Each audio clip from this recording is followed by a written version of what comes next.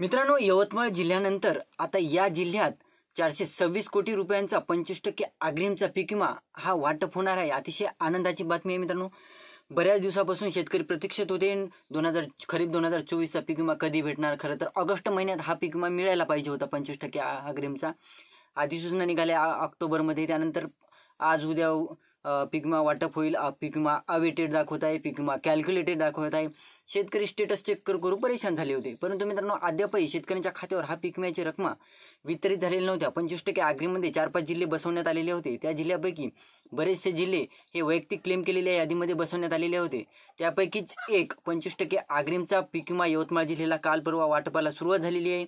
त्यानंतर आता आपण ज्या जिल्ह्याविषयी माहिती घेणार आहोत त्या जिल्ह्यामध्ये 426 कोटी रुपयांचा पीक विमा हा 25% अग्रिममध्ये शेतकऱ्यांच्या खात्यावर वाटप होणार आहे।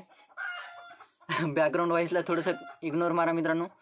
तर मित्रांनो, त्या जिल्ह्याविषयी आपण सविस्तर माहिती घेण्यापूर्वी चॅनलवर जर तुम्ही नवीन असाल तर चॅनलला सबस्क्राईब करा आणि जे समोरील बेल आयकन बटन आहे ते दाबायला विसरू नका। तर नमस्कार मित्रांनो, मी राज सूर्यत्र, स्वागत आहे कृषीमॅन यूट्यूब चॅनलमध्ये। मित्रांनो, परत एकदा सांगतो, बॅकग्राऊंड व्हॉइसला थोडंसं इग्नोर मारा। तर मित्रांनो, नैसर्गिक आपत्ती, अवकाळी पाऊस, पूर परिस्थितीमुळे जिल्ह्यामध्ये मोठ्या प्रमाणात शेतकऱ्यांचं नुकसान झालेलं होतं। त्यामुळे शेतकऱ्यांचे जे 25% अग्रिमच्या अधिसूचना काढण्यात आलेल्या होत्या, परंतु मध्यंतरी पीक विमा घोटाळे मध्ये आले। बीड जिल्ह्यातील शेतकऱ्यांनी परभणी जिल्ह्यामध्ये पीक विमा काढला होता। हा पीक विमा घोटाळा आला मध्ये, तर परभणी जिल्ह्यामध्ये जवळपास 25% अग्रिमच्या अधिसूचना काढण्यात आलेल्या होत्या आणि 426.55 कोटी रुपयांचा पीक विमा हा शेतकऱ्यांसाठी निर्गमित करण्यात आलेला होता।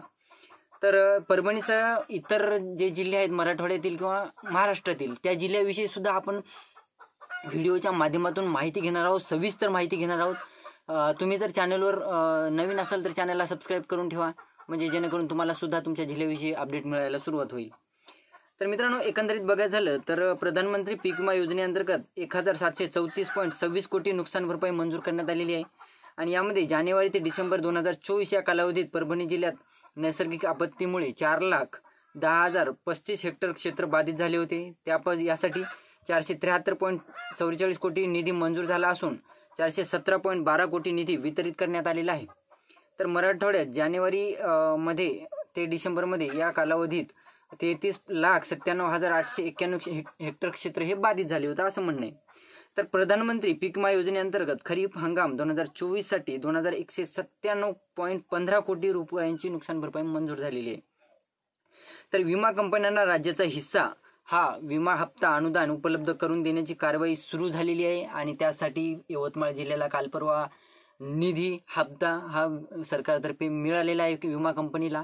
आणि त्यानंतर विमा कंपनीतर्फे यवतमाळ जिल्ह्यातील आता अजून एक कमेंट होती शेतकऱ्याची की बाबा आम्हाला हा पीक विमा जमा झालेला आहे 4,500 रुपये, 2.70 गुंठे काहीतरी एवढं क्षेत्र होतं त्या शेतकऱ्याचं। तर त्याला हेक्टरी जवळपास कापूस पिकासाठी 4,500 रुपये आणि एक शेतकऱ्याला 1 एकरला मला वाटते 1,500 रुपये काहीतरी पीक विमा मिळालेला आहे। अशा काहीतरी कमेंट आहेत, तुम्ही त्या कमेंट वाचून घेऊ शकता, तुम्हाला देखील मदत होईल। तर ही होती छोटीशी माहिती मित्रांनो। परभणी जिल्ह्याचा सुद्धा पीक विमा हा वाटप होणार आहे। तर मी वारंवार सांगतोय की 31 मार्च पूर्वी बरेचसे निधी, बरेचसे पीक विमे, बरेचसे अतिवृष्टी नुकसान भरपाईचे निधी, इतर काही निधी महाडीबीटीचे ते शेतकऱ्यांच्या खात्यावर किंवा शेतकऱ्यांना मिळणार आहेत।